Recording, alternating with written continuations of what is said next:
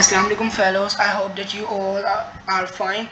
Today I'm gonna cover the first chapter of the Park Studies of O Level 2059. I'm today gonna cover the first chapter of history, which is the religious thinkers of 18th and 19th century in our subcontinent. Our first personality is Shah Waliullah. Shah Waliullah was born in Delhi on 21st February 1703 during the reign of Aurangzeb Alamgir. His real name was Qutbuddin, but later he became known as Shah Waliullah because of his piety. His father was Shah Abdul Rahim, who founded Mati Madrasa Rahimia in Delhi. When his father died in 1718, Shah Waliullah began teaching at Madrasa Rahimia. In 1724, Shah Waliullah went to Arabia to perform Hajj and to do his further studies. He studied under the famous scholar Sheikh Abu Tahir bin Ibrahim before returning to Delhi in 1732. Shah Waliullah was a very important personality, and he also translated Holy Quran into Persian, and he was the first person who translated Holy Quran into any other language. Ulama criticized his work that the Shah Waliullah changed the Holy Quran, that his work is not that much good, he is not a Muslim, that he changed Quran, but he didn't done anything like that. He translated Holy Quran into Persian language because uh, when he was in Arabia, thought deeply about the problems of the subcontinent of the people of the subcontinent, where he also he pointed out that Muslims read the Quran in India, but they can't understand it. They don't have any understanding of Quran. That's why he translated Holy Quran into Persian, because Persian was an official language of that time, and many of the well-educated person can speak, read, and write Persian easily. So he translated Holy Quran that the people should know that what Allah is asking to do in Holy Quran. So this was the major reason that for what he translated Holy Quran into Urdu. Into Persian.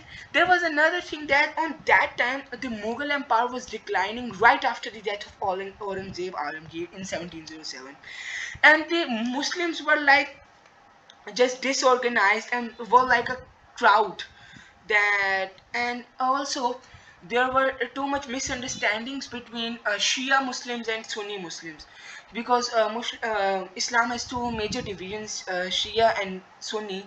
So there was not a bit good understanding between these two divisions of Islam, and Shia said that Sunnis are not Muslim, and Sunnis were used to said that um, Sun, like Sunnis are not Shias are not Muslim.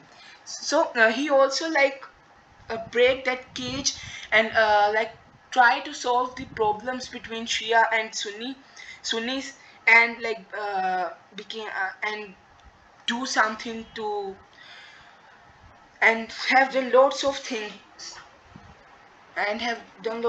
to uh, create an understanding between these two divisions of Islam. So, Shah Waliullah was a scholar. He also memorized Quran, Fiqh, and Hadith in very early age, and he became a role model between the Muslims that we should follow the teachings of Islam. We should understand Quran, what is Allah trying to say, because he believed that Muslims can only regain their position back by following the teachings of Quran. Let's move to the belief of Shah Waliullah. What was the beliefs of Shah Waliullah? As I have explained earlier, that Shah Waliullah believed that Muslims can only regain their position by following the teachings of Quran, and he believed that also believed that Muslims could not be successful if they ignore the teachings of Holy Quran and don't follow that what Allah is saying. And Muslim and because of no education and nothing, no jobs and no control, and the declining nation of Muslims were sidelined by British and Hindu people on that time. British were not able. I mean that British were only like in Bengal on that time, but still Hindus were depressing the Muslims, and the uprising of Marathas, and Marathas were also oppressing Muslims. So he believed that Muslims can regain their position only by the teachings of Quran. So let's move even further. He also tried, as I have explained earlier, he also tried to like establish better relationship between Shia and Sunni, and for doing that he also wrote two books for that, and also like he had done many of the things to like established a better and good relationship between the Muslims and Shia. Let's move to his religious contributions. He promoted his message through his writing. He also he also had a deep understanding of Quran, Fiqh, and Hadith, and he was a knowledgeable scholar. And he trained many of the students in the different branches of Islam, and also like told them to teach this all information that I have teach you, and teach this information to others. He worked very hard and become a role model for the Muslims of the Indian subcontinent. And like he translated Holy Quran into Persian, as I have explained earlier. Okay, he also as I have explained earlier, that wrote two books. He wrote almost about 51 books in which were like in Arabic, Persian, Urdu, and in different languages to explain the principle of Islam. But his most famous books were Hujjatullah ul Baligha and Islatul Akfa. In Hujjatul Baligha, he discussed the principles and fundamentals of Islam, and in Islatul Akfa, explanation of Quran, he wrote the explanation of Quran. He wrote excellent books on fiqh and hadith. He also wrote an account of first four caliphs of Islam that was acceptable by Shias and Sunnis, like Shias and Sunnis. So let's move further. He brought Shias and Sunnis sects closer. He firmly rejected the belief of some Sunnis that Shia were not Muslims. He tried to bridge a gulf between Sufis and ulamas. He advised the Muslims to give up extra wages that Muslims were spending too much in the like death and the funeral of their relatives, and also spending too much in the birthdays and marriages. Shah Waliullah stopped them, because it is not mentioned in Quran to like spend too much money on marriages and funerals and different kind of things such as births or other things, other like festivals. Islam said that only do marriages without spending money, and just like don't spend that much money waste. Even, and he also like told Muslims to give zakat, and he also told to the like traders and merchants that don't do any kind of monarchy and the things that hurts the principles of Islam. And especially there was interest. Interest is actually banned in Islam, and he also told the different like many of the merchants that don't like uh, don't like give interests to people, and he like seriously stopped to do he like strictly asked Muslims don't do these kind of things. He also wrote letter to a famous Afghan or Pathan ruler, Ahmad Shah Abdali, and he also like told to him that Marathas are like a very big banned threat for the Mughal reign, and it can also finish the name of Islam, and also like finish the Muslims from the Indian subcontinent.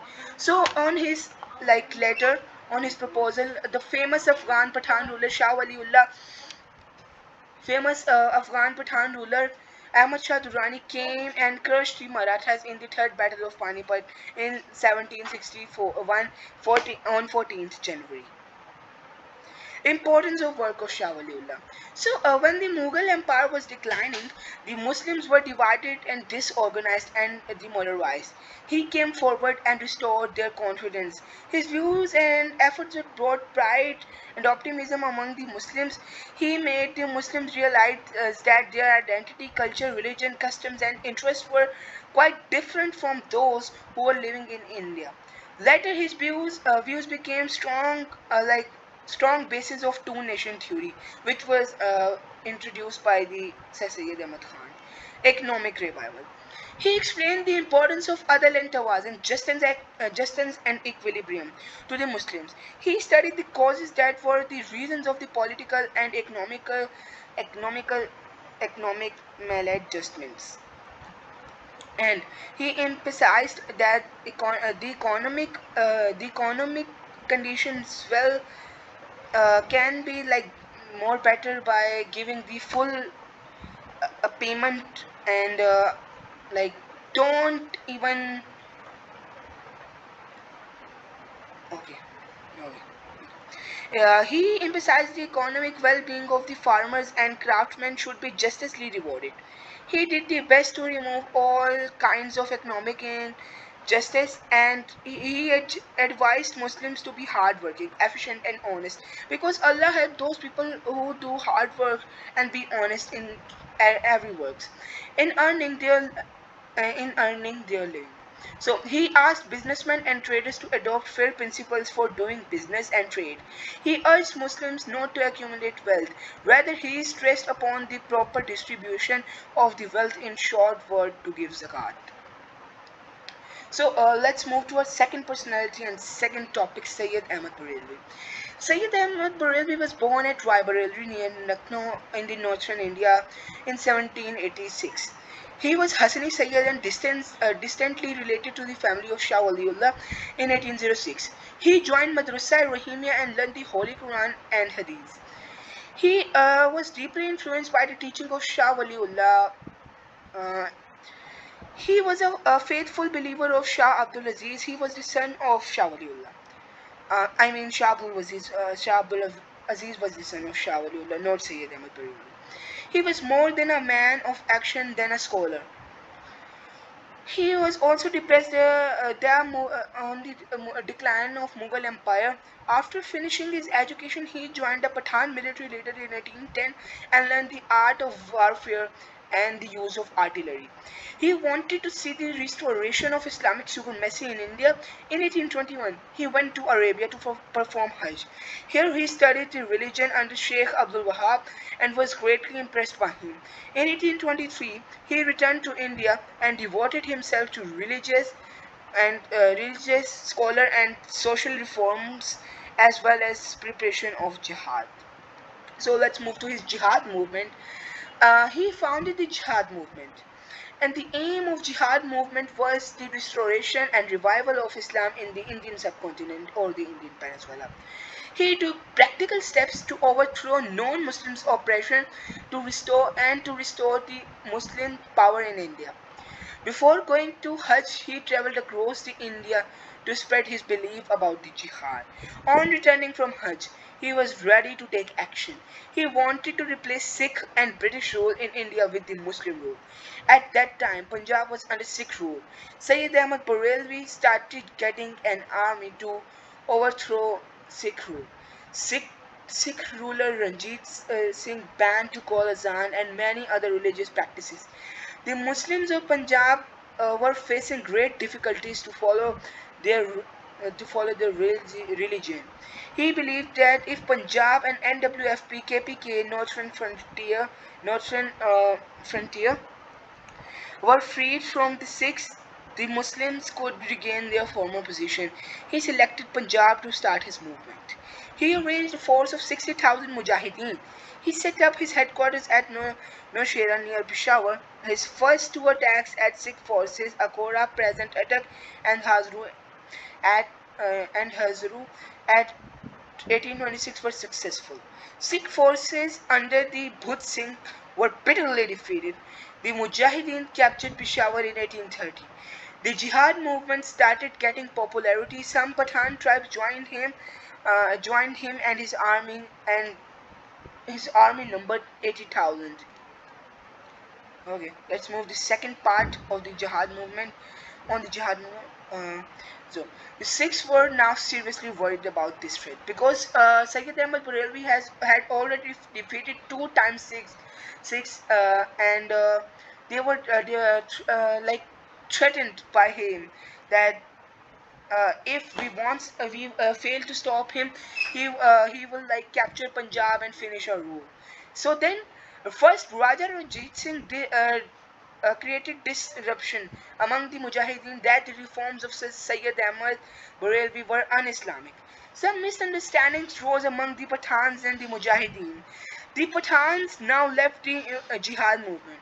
Yar Muhammad bribed by Sikhs to betray Syed Ahmad Brelvi, a servant of Yar Muhammad, tried to poison Syed Ahmad.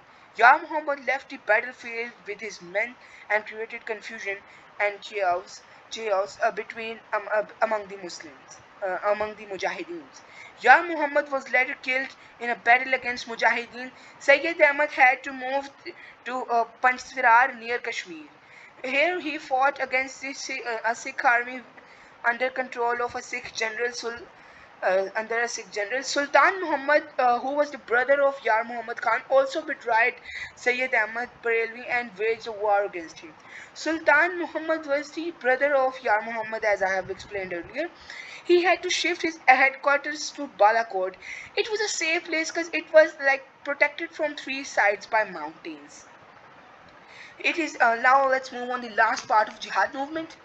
Okay, he wanted to liberate Kashmir and Hazara, but once again Syed Ahmad was betrayed by local leaders because Pathan don't like that a, a ruler between and a person between them, that he is also not a Pathan and who is who is uh, like trying to become a ruler of that area. So Pathan don't like the outsiders. They only like those people that who are Pathan. So that was the reason they betrayed against him, and this also became the major reason why jihad movement failed. So local people told us Sikh about the way through the mountains. Sikh force made a surprise attack on Mujahideen from the behind, because Syed Ahmad Brelvi didn't imagine that Sikh would attack them from behind, and that's why he haven't like placed any army and haven't done any of the things to stop the invasion from the backside and from the behind. Around 600 Mujahideen were killed, including the Syed Ahmad Brelvi, and his commander Syed Ismail was also like executed. The Battle of Balakot in 1831 proved to be the end of jihad movement. Though the jihad movement failed, it was a sublime example of struggle against the tyranny and oppression. Let's move further. Reasons for the failure of jihad movement. There are a variety of reasons that causes for the failure of jihad movement. Mujahideen were not a well trained and well equipped army. They don't had proper weapons and proper armors. They were spiritual leaders, and whereas the Sikhs were like tough and well organized, and they had proper weapons and proper armors. Syed Ahmad was not a Pathan, and it was very hard for Pathans to accept himself as real leader. As I have explained earlier, I have also explained these things earlier that Pathan don't like the those people who are not Pathan, and Pathans only accept those rulers who are Pathan. But Syed Ahmad Brelvi was not a Pathan. That's why Pathans betrayed him. The Pathans did not like the big army in the middle of them on which they had no control. Syed Ahmad had constant disagreements in his army over military tactics. The misunderstanding was created by Ranjit Singh among the Pathans, and also there was a lack of support of his ideas. Okay, the importance of jihad movement. The defeat of Mujahideen in the Battle of Balakot was a serious setback for the jihad movement. and it struggled to survive till 1863, when British launched the fatal military operations against the Mujahideen. Even though the movement survived through the determination of his followers. It was the first attempt to free the Indian Muslims from the oppressions and tyranny of the non-Muslims. It was a movement to get religious freedom. The Jihad movement united the Indian Muslims. It proved to be the forerunner of the Pakistan movement. So, let's move to the Haji Shariatullah. Haji Shariatullah. Haji Shariatullah was also a great Muslim thinker, reformer, and a religious scholar. He was not a religious scholar, by the way. Haji Shariatullah was born in 1781 in Faridpur in East Bengal. Faridpur is today the part of the Bangladesh. His father was a poor farmer. So let's see that we see that Haji Shariatullah was didn't belong to a very well-off family and things like that. He was a son of a like poor farmer, but still he had a different theme about the Indian Muslims, that he thought that India is not a place. India is now a Darul Harb, and the meaning of Darul Harb is the place where Muslims are present, but they can't rule and they don't have that permission to like perform their religious duties um, without any oppressions and without any problem. So in 1799, he went to Arabia to perform Hajj. He was greatly impressed by the teachings of Sheikh Abdul Wahab. Haji Shariatullah was died in 1840, but his son carried out his work, whose name was Dadu Mian. Dadu Mian was the nickname of Mohsinuddin, and his work like continued till 1860. So, beliefs of Haji Shariatullah. Haji Shariatullah believed that miserable condition of the Muslims in India led to the country being Darul Harb, as I have explained earlier, area where non-Muslims are rulers and Muslims are not free to observe their religious duties. Haji Shariatullah said that in such areas Friday and Eid prayers should not be offered, no, and he believed that Muslims had moved away from the true Islamic practices. He wanted them to return to proper observation of Islamic duties. He called farais these duties are called farais and religious obligation. His Faraizi movement supported the jihad against the non-believers who were undermining the true principles of Islam. His work carried out by his son Mohsinuddin till 1260, and after his death, this his work carried out. But his Faraizi movement was totally were like wiped out after the death of his son Dadu Mian or Mohsinuddin. Okay, another interesting fact that the British captured him, and because he was like becoming a threat for the British, so that's why like British captured him, and in that prison he died. Okay, let's move to his religious contributions. He pointed out that the Muslims of the East Bengal were suppressed by the Hindu landlords.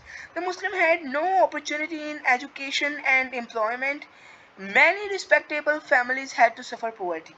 Haji Shariatullah started Faraizi movement to restore the pride of the Muslims and to remove Hindu practices which have crept into Muslim society.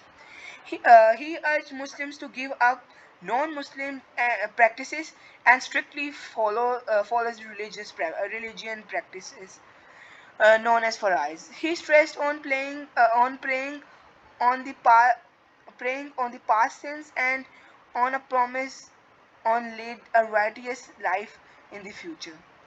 Another another of sins Okay.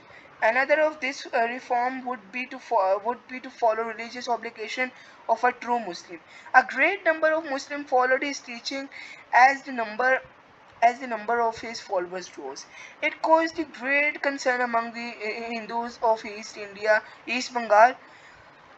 The British were also worried of this development. The Hindus exiled him to Nawabganj.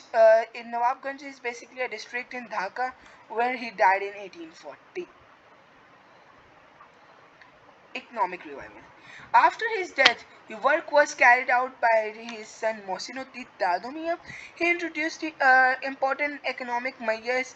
He divided East Bengal into areas called circles, each under the each under each under the control of Khalifas. Every division had its own Khalifa. The every division has its own Khalifa. They were responsible for a social spiritual welfare of the people in their area. He helped the peasant to oppose the excessive taxes imposed by the Hindus and the British landlords. His opposition to the payments of taxes led to the unrest in East Bengal, but went but went even off further and threatened to declare jihad against the British government. The British arrested him and brought him to prison. After the death of his son in 1860, Farisi movement came to an end. Importance of Farisi movement. When Muslims was being suppressed by the British and Hindu landlords, it encouraged them. It brought spiritual revival and Hindu influences were removed from Islamic practices. It had an important political and economic impact, and the Bengal Muslims peasant became united against the Hindu landlords. It might be said that some seeds of Pakistan movement were sown by the Farisi movement. So let's move to our next topic and the last topic of this chapter, and he's the last personality of this chapter as well, whose name is Tito Mir. Tito Mir. Tito Mir was a nickname of Sayyid Mir Nasir Ali, and he was a great Bengali freedom fighter. He was from West Bengal. He was a peasant leader who resisted the oppressions of the local zamindars and British domination. Tidumir was well versed in Islamic education and had memorized the Holy Quran at an early age. In 1822, Tidumir went on a pilgrimage to Mecca, where he came in close contact with the great Islamic reformer and revolutionary Syed Ahmad Brelvi. In 1827, Titumi returned to Bengal and preached pure Islamic teachings amongst the Muslims. Syed Ahmad Brelvi inspired him to free his fellow countrymen from the un-Islamic practices and foreign domination. Religious contribution. He led the Muslim religious reform Tariq-e Muhammadiyah in West Bengal. When a Hindu landlord imposed beer tax in his area, he urged Muslims not to pay these kind of nasty taxes. Tito Mir proclaimed himself as a king and organized a Mujahideen force, which includes 15,000 men, to overcome the force of the Hindu landlords. He built a bamboo fort at Narkal Baria in October 1831 and defeated British forces sent to destroy it. An English contingent was sent from Kolkata. Lord William Bentinck sent a regular army against Titumir under Lieutenant Colonel Stewart, consisting of 100 cavalry, 300 native infantry, and artillery with two cannons. The English attacked the Mujahideen on 14 November 1831. The Mujahids failed to resist the British army outfitted outfitted the 1831. The Mujahid failed to resist the British army because they had outfitted the modern arms and took shelter inside the bamboo fort.